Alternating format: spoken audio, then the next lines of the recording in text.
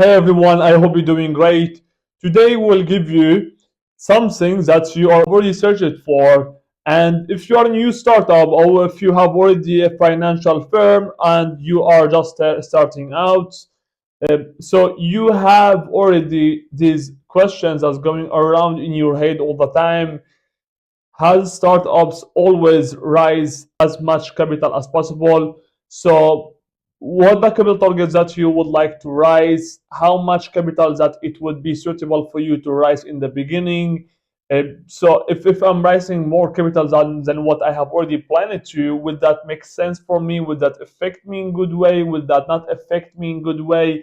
What it will have for consequences on my own project or on my own startup or on my own business model for the long term and even for the short term. Today we will have the answer for this question, and you will gain all the insights on how much capital that you need to raise in the beginning and what the answer would be for this question, so you will have a clarity and you will have way better understanding. So that's exactly how things going on. So it would take 5 to 10 minutes. It will not be a long video. So if you're looking to invest this time to gain the answer for this question, to actually help your startup, to actually have clarity and to understand how things will go for you with your fundraising firm, with your fundraising journey, so you can invest this short time into it. If you don't want to, so that's it's up to you. This is your life, your choice, and your journey. So let's get into it directly. So everyone understand that the capital raising it builds from the seed round, Series A, Series B, and beyond. All right. So seed round, we take a look on the products and team risks. That's the something that we need to take a look on before we raise in capital. Series A, we focus on customer revenue and cost of sales risks. Series B and beyond take a larger scale and market penetrations risks. So that is pretty basic. There is nothing new in that. But now let's get the answer for our question: has startups always raise as much as possible, as much capital as possible? So let's take a look. The amount of money raised should correspond to the risks that need to be mitigated at each stage. Fundraising is tied to milestones and achieving specific business goals. So what that means? Let's take a look. So each funding round should be justified by the milestones you have achieved and the risks you have eliminated. All right. You should show investors how the next round of funding will help achieve key milestones and reduce further risks. I think it's pretty basic and it's pretty simple to understand. So right here, we're talking about the seed round, correct? So now in the beginning, we need to understand what the risk would be to to have the product and to have the team. All right. So what could be the risk right here to raise the funding for this round? All right. So that's what we need to focus on. So we don't need to focus on this round yet, correct? So we need only to raise capital or raise a capital target that would actually help us to build the product and to start here the team that we would like to hear. All right, but we are not looking to hear 40 members of 40 members in our team. We are only looking to hear the fundamental or the basic of our team members that would actually help us to get us to the next round, correct? So on getting customer and revenue and cost of sales risks. So that's what you need to focus on. So you don't need to raise capital, as much capital as possible.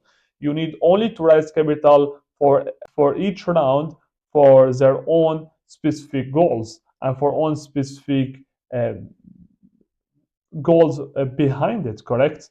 So the seed round, product, team, the series A, customer revenue, cost of sales risks, series B beyond, larger scale, total larger scale and market penetrations risks. Now let's take a look. So it's crucial to avoid racing excessive capital just to scale quickly. So you don't need to raise huge amount of capital. All right, don't do that. All right, just to scale up quickly. Don't do that because it will not affect your business in good way. Why it will do that, I will tell you. Instead, focus on systemically addressing risks to avoid unnecessary dilution of ownership. Because if you will start to raise capital, so you will give them equity, and now you will have many other partners who has a huge part of your company to them, so that it will not make sense to anyone to do that. Correct? So why you will give away 30 to 50% of your company to other investors just to raise up capital? And if you truly believe in your project, if you truly believe what you are building, you will never do that. Because if you would do that, so you are not believing of what you are building, of what the concept would be.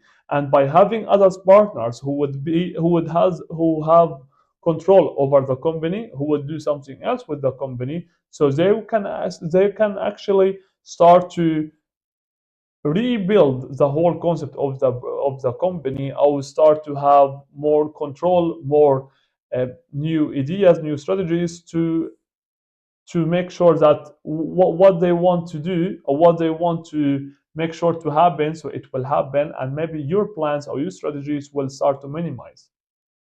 So why you would do that? Why you would take this risk just to raise up capital for the current time and leaving the long-term gains? Because if you're really looking to build something that would be unique and would have something unique to the industry or to the market, and would actually provide what would provide new solution to the industry, I would provide something that everyone will benefit from. So you will never do that because you understand that for the long term you will gain a lot of gains, and you are not looking to share these gains with anyone else, because the share of your company with the time it will absolutely increase. So why you will give the shares of your companies now at this price, which is not a lot because you are in early stages. That's what I'm assuming to. Why you would do that right now, and you will leave the long-term run of gains? See, if you got it, it will not make sense. So don't do that. Don't raise as much capital as possible. It will not make sense. Only raise for every specific fund. And when you start to see that you don't need to raise any more capital, so don't do that. Only go with the bootstrapping and start to scale up your company from there by their own revenue or by their own funding. So yeah, margin for safety. Fundraising should allow for some margin for safety, because things rarely go exactly as planned in the unpredictable startups environment. Ensure you raise enough to reach your next milestones, but not more than necessary. What we talking about the milestones right here? The seed round, you only raise for the seed round to build the product, the team risk. You raise for the series O only to focus on the customer revenue, cost of sales risks. Series B and beyond, you're only focusing on the scaling up strategies that will come later on, which it could be marketing, more listing, or it could be partnerships, etc. So I hope you have already gained the answer for your question, and I hope you understand what you're gonna do right now. Don't don't raise as much capital as possible. It will not make sense if you want to actually build something that will stand out in the market. So it will not make sense.